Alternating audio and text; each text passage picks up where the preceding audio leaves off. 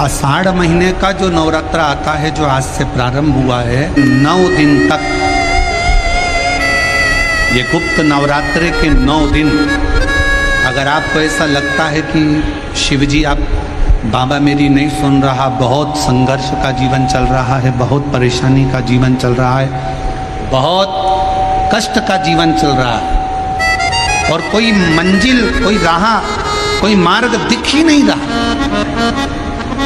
तुम्हारा कैसा भी दुख है, इससे 9 दिन तक का एक नियम ले लो गुप्त नवरात्रे में कि मुझे शिवजी के मंदिर में अशोक सुंदरी वाली जगह पर एक बेलपत्र माँ हेमवती माता के नाम से, कौन सी माता? हेमवती, माँ हेमवती के नाम से एक बेलपत्र अशोक सुंदरी वाली जगह पर समर्पित करूंगी। 9 दिन का एक नियम धारण करो और 12वें या 15वें दिन आप देखिए आपका जो दुख है मेरा बाबा उसको काट कर ही रहा है।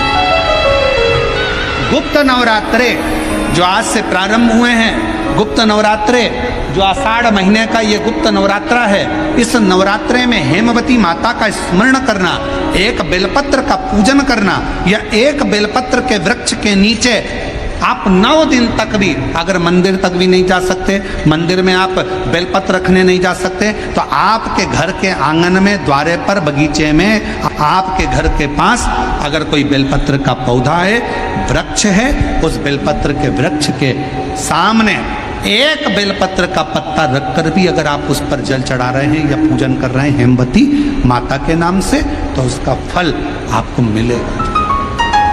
और मान लो बेलपत्र का वृक्ष भी नहीं है, हम मंदिर भी नहीं जा सकते, हम कहीं नहीं जा सकते, घर से बाहर कैसे निकलें, पानी तेज है, जलवृष्टि हो रही है, बहुत सा पानी है, तो क्या करें?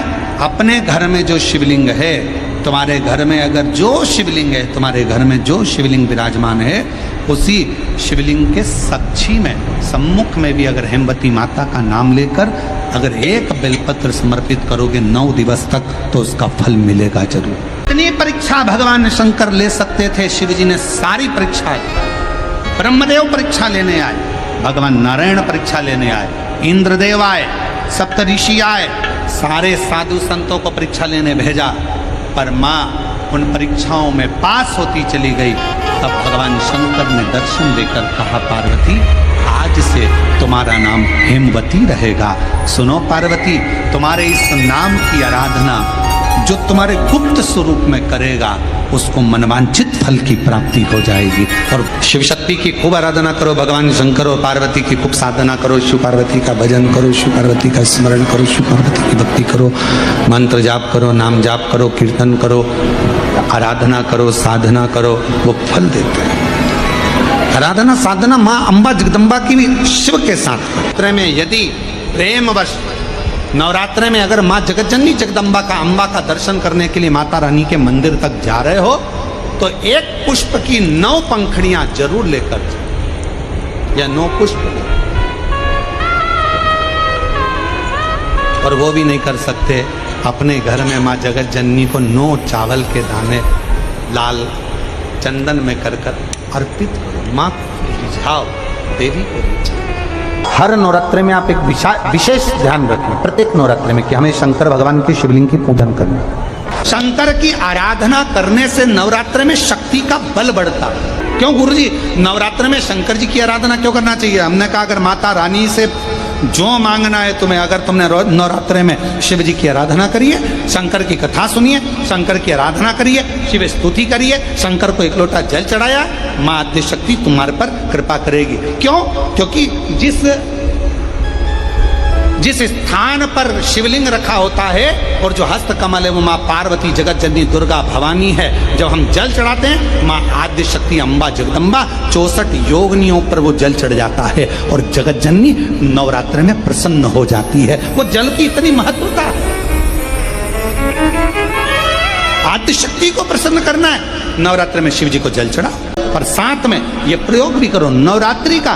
देखो शिव और शक्ति का बल तुम्हें प्रसन्नता देता है कि नहीं देता। देवी भागवत पढ़ें, और देवी भागवत का स्मरण करें या शिव महापुराण की कथा का स्मरण करें तो केवल माँ पार्वती का नाम, गौरी शंकर, गौरा पार्वती, भगवान देवादिदेव महादेव के साथ जब हम माँ पार्वती के नाम का उच्चारण करते हैं, केवल माँ पार्वती के नाम का उच्चारण, तो आप महसूस करेंगे कि आपके अंदर एक अलग से ऊर्जा, एक अलग से बल आपके शरीर में आ रहा है। मेरे देवादिदेव महादेव के पूरे शरीर में, अगर भगवान शंकर के पूरे शरीर में यह पूरा विश्व समाया हुआ है, जलचर, थलचर, वायुचर सब शिव के शरीर में है, तो मेरी जगत जननी पार्वती मैया का केवल नाम उच्चारण उस शरीर में जितना विश्व समाया है सबका भरण पोषण करने का। 4 नवरात्रे होते हैं। कितने? 4।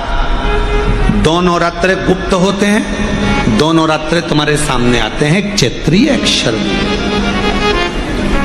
ये श्राद्ध विराम हो जाएगा, फिर नवरात्रे प्रारंभ हो जाएंगे, शरदीय नवरात्रे प्रारंभ। क्या केवल 4 नवरात्रे? क्यों?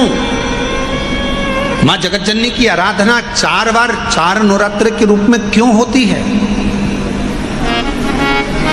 हमारा बचपन, हमारी जवानी, हमारी अधेड़ी और हमारा बुढ़ापा, 4 अवस्था में यह नवरात्रे की जो साधना होती है, नवरात्रे में जो आराधना होती है, जो नवरात्रे में माँ आद्य शक्ति दुर्गा भवानी माँ पार्वती की पूजन होती है, माँ गोरा के रूप में, चंद्रघंटा के रूप में, स्कंद के रूप में, कुष्मांडा के रूप में, माँ कात्यायनी के रूप में, माँ कालरात्रि के रूप में, जब हम माँ आद्य शक्ति की आराधना करते हैं तो वो नवरात्रे हमारे शरीर को एक ऊर्जा देते हैं, एक एनर्जी देते हैं, एक बल देते हैं।